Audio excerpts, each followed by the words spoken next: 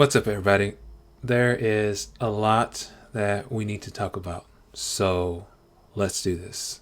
Now, before I go and talk about what I want to talk about in this video, I just want to say that I know a lot of people are going to be either mad or agree with what I say. And I just want people to know that this is what I'm thinking about everything that is happening currently at the moment with the protests and everything else that is happening. So if you are mad at me, please let me know. Let me know in the comment section, everything else along the way. If you agree with me, also let me know what you guys are thinking in the comment section as well. Thank you very much. I think America must see that riots do not develop out of thin air. Certain conditions continue to exist in our society, which must be condemned as vigorously as we condemn riots. But in the final analysis, a riot is the language of the unheard. What is it that America has failed to hear? It has failed to hear that the plight of the Negro poor has worsened over the last few years. It has failed to hear that the promises of freedom and justice have not been met. And it has failed to hear that large segments of white society are more concerned about tranquility and the status quo than about justice, equality, and humanity. And so in a real sense, our nation's summers of riots are caused by our nation's winters of delay. And as long as America postpones justice, we stand in the position of having these recurrences of violence and riots over and over again. Social justice and progress are the absolute guarantors of riot prevention. Now, King's point in the speech was subtle and clear. He does not support violent tactics, including riots, but he argues that the way to stop citizens from rioting is to acknowledge and fix the conditions that they are rioting against. And in the larger context of that speech, he got a chance to express and explain how exactly that mending should occur. Now, King also emphasized his support for nonviolent tactics in the struggle for freedom and justice, and expressed his disapproval for riots, referring to them as socially destructive. Now, the other American speech is at its heart, it's a speech about economics. Now King, he argues that worsening economics and social conditions that Black Americans experience must be condemned as equally as riots. It is here that it evokes the line, "A riot is the language of the unheard." Now, I urge everyone to watch the speech because towards the end, King ended the speech on a note about hope and faith, not just for justice, but also for achieving it in a way that can be nonviolent and intersectional. The former Minneapolis police officer who killed George Floyd is Derek Chauvin, who is white, and he was arrested by the Minnesota Bureau of Criminal Apprehension on Friday, as the authorities have said. Now, Chauvin, who was 44, was charged with third-degree murder and second-degree manslaughter, said by Mike Freeman, the Heffern County attorney announced on Friday afternoon. Now, he should not be getting that. That is basically, if I'm not mistaken, that is 25 years. Now, when Freeman was asked about this, about the video and everything towards George Floyd and with Chauvin, this is what he had to say about it. It's a violation of my ethics to talk and evaluate evidence before we announce our charging decision, and I will not do that. I will say this, that video is graphic and horrific and terrible, and no person should do that. But my job in the end is to prove that he violated a criminal statute, and there is other evidence that does not support a criminal charge. We need to wade through all of that evidence and to come through with a meaningful determination, and we are doing that to the best of our ability. All right. That video was clear as day, and you can see that Chauvin's knee was in Floyd's neck for 9 minutes. And Mr. Floyd's relatives, they said in a statement that they are disappointed by the decision that he is not receiving first-degree murder charges. Now, according to the Minnesota law, third-degree murder does not require an intent to kill, only that the perpetrator caused someone's death in a dangerous act without regard for human life. Again, without regard for human life. That's really messed up. Like seriously, that's messed up.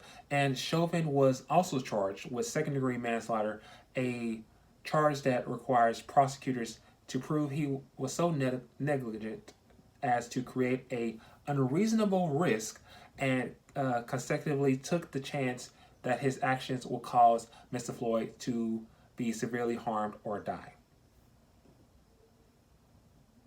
Really? No. But here's an update. They have now made bail for Chauvin, and his bail was set at $500,000, according to the criminal complaint filed in the 4th Judicial District Court of Minnesota. And this was also via CNN. Now, according to the document, there have been no conditions for his release. This document doesn't indicate that Chauvin is out on bail, but it does say that if he does bond out, that his bail is set for $500,000. Now, the order of detention box is not checked because Chauvin was not ordered detained or remained. $500,000 for bail. Wow. Okay, that's a lot. And you probably ask, what about the other 3 officers? We at first didn't know their names, but now we do. The officer who was standing, his name was Tao Toa. The gentleman who was also on top of Floyd was Thomas Lane and J. Alexander King, who were also present during the scene, like I said. Now, Lane and King had no complaints and everything else along with this happening before their firing. I do apologize on that name, on saying his name incorrectly. The officer who was standing in the video, he had 6 complaints. And one of them was open according to the records. And since he was fired, there has been no discipline to the other 5 complaints. Now, Chauvin, on the other hand, he was involved in at least 18 complaints prior to being fired, according to the records from the city. Now, all this happened with the development of nights of chaos in which protesters set fire to a police station in Minneapolis. They set fire, going to Target and looting in there and everything else along the way. And the National Guard was deployed to restore order, and Trump, he interjected himself into the mix with his tweets that appeared to threaten violence against protesters. Now, you're probably wondering, no, he didn't say that. Yes, he did, people. He actually said that towards in his tweets, because this is Trump we're talking about. Now, he said in his tweets, he said on the first part of his tweet, he said, I can't stand back and watch this happen to a great American city, Minneapolis. Total lack of leadership. Either the very weak radical left mayor, Jacob Frey, get his act together and bring the city under control, or I will send in the National Guard and get the job done. ... Now, on the second part, he with that part, Twitter has guidelines and everything else on the way, and Trump, he just didn't follow those guidelines. But if you click on the box that underneath that, you can actually see what he said. And with that, what he said was that these thugs are dishonoring the memory of George Floyd, and I won't let that happen. He said he just spoke to Governor Tim Walz and told him that the military is with him all the way in difficulty and assuming all control. But when the looting starts, the shooting starts. Thank you. When the looting starts, the shooting starts. You're probably wondering, where does that come from? That last line is exactly the same thing that anti-black ex-police chief Walter Heatley said during the 1886 riots in Miami. Now, you got to look into that story as well along with that, but I will put the link down below. And Trump said he was unaware of this phrase, but come on, people. Trump, he probably did know about this and everything along the way. And the speculation of a police station in flames and a president appearing to threaten violence against these protesters towards the death of a black man in police custody set against the backdrop of the coronavirus pandemic, as we still have going on, people, to this day, that has many people engaging with one another directly for months, added to the anxiety of a nation already plagued by crisis.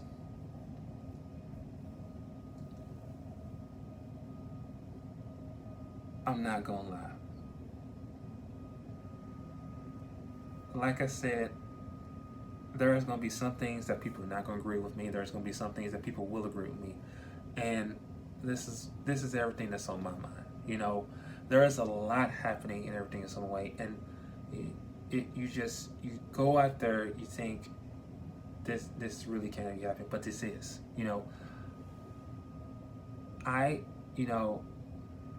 I get that people want to go out there to riot and everything along the way, but that's not the right answer. Is it terrifying? Yes, it is so terrifying to go out there and see this. We should be doing peaceful protests. And again, I know people are going to say, Brian, fuck that. Peaceful protest is not doing anything. We need to go out there and riot. But here's the thing. I don't condone on these riots or anything else along the way. Yes, I know all of these big corporations like Target can rebuild. But what about all of the small businesses that are getting looted? Did you guys think about that? These people, they are, they just started opening up their location, and this happens, and they lose their business. Did you think about that? Or what about all the black businesses that were vandalized, like Burger West End or Guns N' Roses boutique here in Texas? You still gonna show your support after looting them? Yes, no, I'm just trying to figure this out. A lot is going on. Now, people are saying all the cops are bad, all cops are horrible and everything else. That is not true. I have family, I have friends who are in the law enforcement, and they are out there making a difference. They are taking names and everything else along with this. Did you see the officer who got separated from his fellow officers, yet he was protected by a group of protesters when they created a human shield for him? There's a lot of positivity going on with this, people, and I know a lot of people thinking, Brian, I'm just gonna stop you there. I don't agree. Let me tell you something. This is what I want to say. This is what's on my mind, and this is what I'm gonna tell to you people. After what happened in Minneapolis, you think, we're going to lose some more. No, people are out there cleaning up those messes. A community came together to clean up the physical expressions of grief the night before all that looting. There were more people out there cleaning up the mess than making it the damn mess. To all parents out there, you guys, when your children ask you what is happening, tell them the truth. Do not fabricate anything. Tell them the truth. Tell them about the racism that's happening. Tell them about the killings. Tell them about the hatred. Tell them about everything that is going on. When I saw that tweet from Trump about, the thugs and everything else away, I knew it was coming. I wasn't surprised. We have to get him out of office this upcoming voting election. And, you know, America is dealing with a lot. And America is a tale of two cities, quoted by Chris Cuomo. You know, earlier on, people were arguing about getting a haircut and a tattoo. And now people are raging just to be heard. And like I said, we're still dealing with the coronavirus, people. And numbers are increasing to each day.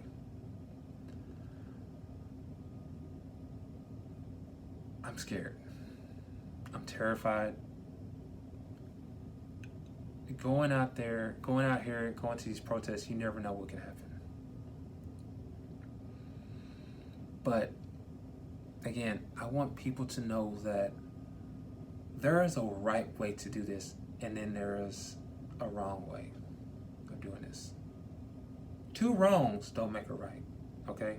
I'm just saying that out there. But again, we've got to stop with the riots. We got to stop all this racism. We have to stop all this hatred. And I know it's not going to stop. It's just a lot of people. But I pray every single day that we can get better.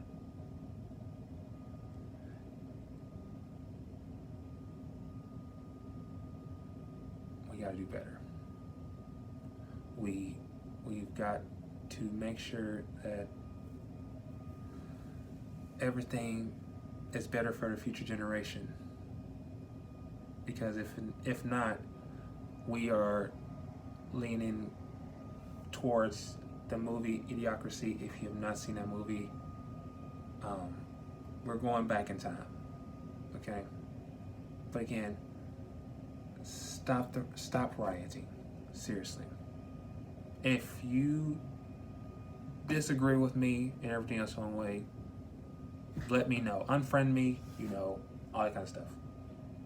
Don't go towards my family or my friends. You can come directly towards me, okay? I love everybody, point blank. But at the same time, there is a time when we should not be doing this kind of stuff.